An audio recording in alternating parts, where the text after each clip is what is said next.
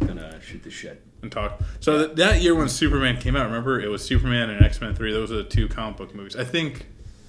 I mean, I remember Superman Returns. Yeah, Superman. I think it was 06 because I remember seeing it in Miami. Yeah, and I was still working in the video store, and I remember that came out when I was still working in the video store. And so did X-Men 3. Yeah, and I saw both, and I watched both of those. And sadly, both of those were like technically new releases at the same time. And when you worked there, you had to watch the same movie over and over again. Every time, I had to go ahead and pick X-Men 3. I'm like, fuck, why Superman?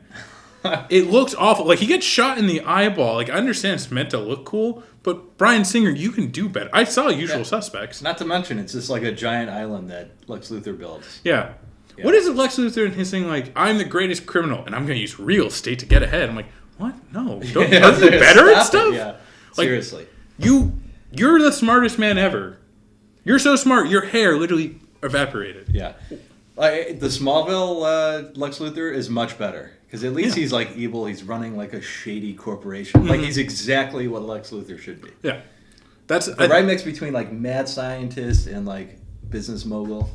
Yeah, that's Lex Luthor. That's perfect. And the thing is, again, that there's what's his name, Loeb, the guy who did Superman of all seasons. Yeah, not Sam, Tim Loeb, I think. Jim. Sorry, Jim or Tim. Jim or Tim. You know who you are. He's like, fuck both of you. Yeah. Do you know who I am? I wrote Commando. He did. But, well before, but he did. I'm actually going Commando right now. Are you? For our first podcast. That's really brave of you. Considering how cold it is. All right, let's